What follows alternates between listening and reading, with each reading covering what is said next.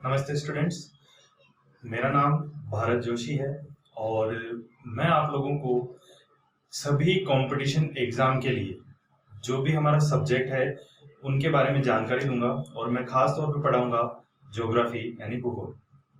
हम देखते हैं कि जितने भी कंपटीशन एग्जाम हैं उनमें कुछ ऐसे विषय होते हैं जो आते ही हैं, यानी वो कंफर्म है वो आएंगे जरूर, और उनमें से एक है ज्योग्राफी। चाहे हम यूपीएससी सिविल सर्विसेज लें या किसी स्टेट की सिविल सर्विसेज लें या छोटा सा एक कांस्टेबल का एग्जाम लें या हम बात करें एसएससी के अलग अलग एग्जामों की, वहां पर भूगोल एक ऐसा विषय है जिसमें किसी न किसी प्रकार के प्रश्न पूछे ही जाते हैं और यही हम भूगोल के माध्यम से अलग अलग पार्ट लेकर इन्हें पढ़ेंगे।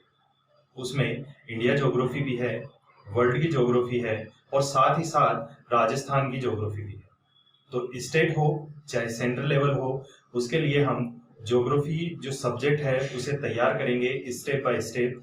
किस तरह से प्रश्न आते हैं, उन्हें किस तरह से पढ़ना चाहिए, किस तरह से सोचना चाहिए या किस तरह से सॉल्व करना चाहिए, इस सभी बातों की जानकारी हम करेंगे और हम हर एक बिंदु को जो ज्योग्राफी में पूछा जाता है उसमें ध्यान से उसे एनालाइज करेंगे और किस तरह से उसका आंसर दिया जाना चाहिए, क्योंकि कई प्रश्न ऐसे आते हैं जो हमें पढ़ते ही पता चल जाएंगे कि इसका आंसर क्या हो सकता है, या कुछ अगर मान लीजिए कंफ्यूजन वाले भी आते हैं तो भी हम उन्हें जरूर सॉल्व करेंगे।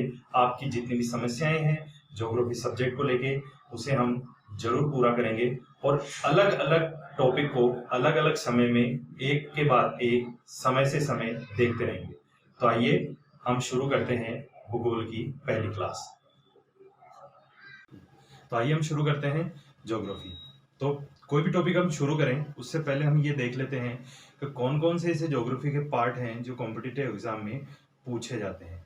तो अगर हम उसे मोटे तौर पर देखें तो सबसे पहले तो आती है वर्ल्ड की ज्योग्राफी। वर्ल्ड की ज्योग्राफी में जो भी चीजें पूछी जाती है वो जितने भी हमारे वर्ल्ड में जितने कॉन्टिनेंट हैं, जितने ओशंस हैं या उनकी भौगोलिक विशेषताएं क्या क्या हैं भूगोल से संबंधित, जैसे वहाँ पर्वत, पठार, नदियाँ, जलवायु, ये इस तरह के टॉपिक वर्ल्ड ज्योग्राफी में हमें पूछे जाते हैं। दूसरा अगर हम बात करें तो फिर आती है हमारी इंडिया की ज्योग्राफी। इंडिया की ज्योग्राफी जो है वो पूछा जाता है वही बात भौगोलिक विशेषताएं। भौगोलिक विशेषताओं में जैसा हमने बात की पर्वत, पठार, मैदान, मरुस्थल, नदियां, ये सभी चीजें किस में पूछी जाती है? इंडिया ज्योग्राफी में। और कोई भी एग्जाम आप उठा के देख लीजिए, अगर आप कभी पुराने पेपर देखें तो उनमें कुछ ऐसे पॉइंट जरूर हैं कि हम वो प्रश्न बार बार रिपीट हो रहे हैं। कौन से हैं? सबसे पहले भौगोलिक विशेषताएं, मैदान, पर्वत, पठार, इसके अलावा भारत की नदियां, भारत की जलवायु, ये ऐसे टॉपिक हैं जो बार बार पूछे जाते हैं। और तीसरा आता है हमारा स्टेट की ज्योग्राफी, जिसमें हम बात करेंगे राजस्थान ज्योग्राफी की। इसमें भी यही है, राजस्थान की भौगोलिक विशेषताएं, राजस्थान की जलवायु, राजस्थान की नदियां, राजस्थान के कृषि उद्योग, साथ में परिवहन, और इन्हीं सभी विषयों को लेकर पूछे जाते हैं कॉम्पिटिटिव एग्जाम में सवाल। तो हम आज शुरू करते हैं सबसे पहले वर्ल्ड ज्योग्राफी, और हम ये देखते हैं कि हमारी जो पृथ्वी है, हमारा जो विश्व है, वो किस तरह से प्रभाव डालता है भूगोल से संबंधित प्रश्नों पर। देखेंगे वर्ल्ड ज्योग्राफी की अगर हम बात करें तो सबसे पहले आता है पृथ्वी। हमारी पृथ्वी है क्या, हमारा सौर मंडल क्या है? तो सबसे पहले अगर हम बात करें तो हमारा जो सौर मंडल है, ठीक है, सौर मंडल का मतलब हो गया कि सूर्य और उसके परिवार के सदस्य। अगर हम बात करें तो सूर्य इस सौर मंडल का मुखिया होगा और इसके परिवार के सदस्य हैं टोटल 8, जिन्हें हम कहते हैं ग्रह।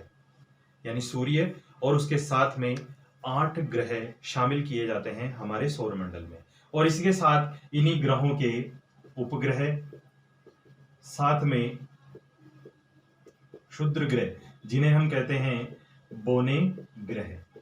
ये ऐसे बिंदु हैं जिनसे भी प्रश्न पूछे जाते हैं। और एक प्रश्न तो यही है कि हमारे सौर मंडल या हमारे सौर परिवार में कितने ग्रह हैं, ठीक है। तो ये भी ऐसा है क्योंकि अगर हम बात करें तो अप्रैल 2006 से पहले, अप्रैल 2006 से पहले इन ग्रहों की संख्या 9 थी। लेकिन अप्रैल 2006 में जब एक अंतरिक्ष संगठन का एक अधिवेशन हुआ, उसमें एक ग्रह को ग्रह की श्रेणी से हटाकर बोने ग्रह की श्रेणी में डाल दिया गया।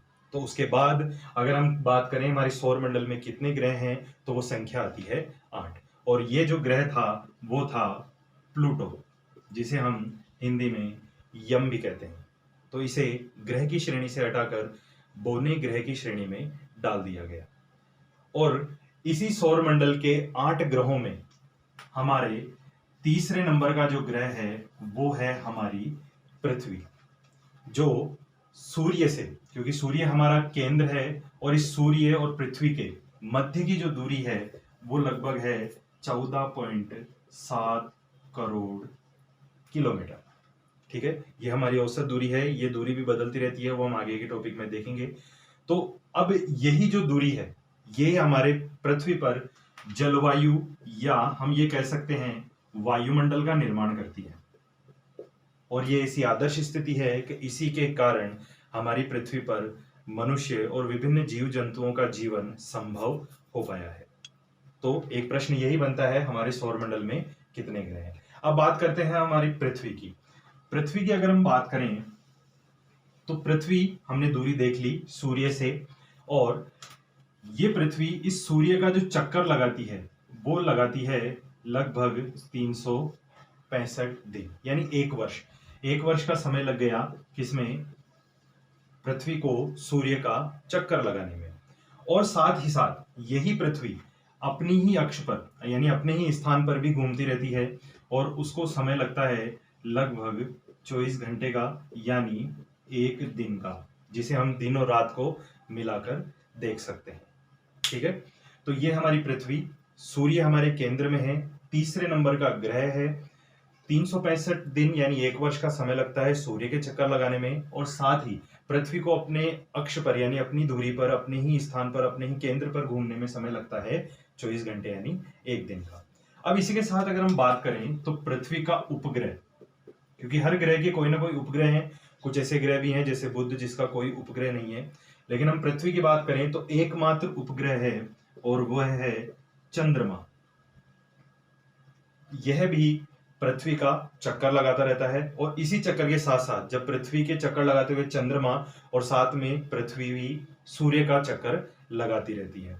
और ये जो एक और इसमें प्रश्न पूछा जाता है सूर्य और पृथ्वी की परिक्रमण गति के बारे में, कि जो पृथ्वी है वो वृहद आकार में, ठीक है, वृहद आकार में भी किस तरह से, अंडाकार कक्ष पर, किस तरह का कक्ष है, अंडाकार यानी अंडे के समान अंडाकार कक्ष पर पृथ्वी सूर्य का चक्कर लगाती है। इसी के कारण क्या होता है कि कभी पृथ्वी सूर्य के निकट आ जाती है और कभी पृथ्वी सूर्य से दूर चली जाती है।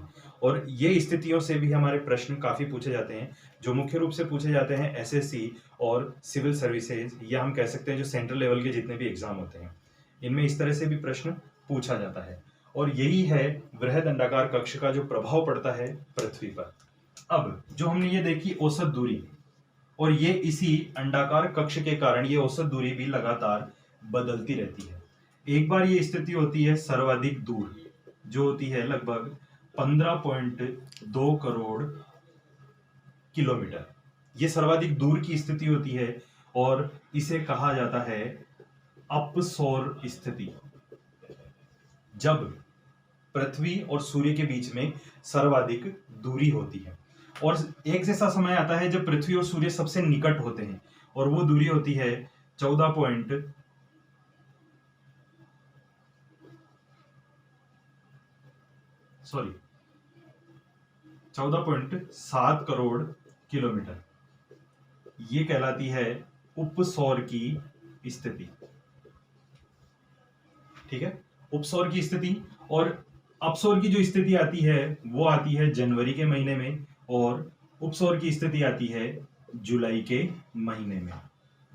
ये ऐसी स्थितियां होती है कि जब सूर्य और पृथ्वी सबसे ज्यादा दूर होते हैं या निकट होते हैं, तो इनके जो प्रकाश है या जो सूर्य से प्राप्त होने वाली ऊर्जा है उसमें लगभग 7%, ठीक है, उसका प्रभाव या परिवर्तन देखा जाता है। और ये हम सब एक एक करके डिटेल में देखेंगे।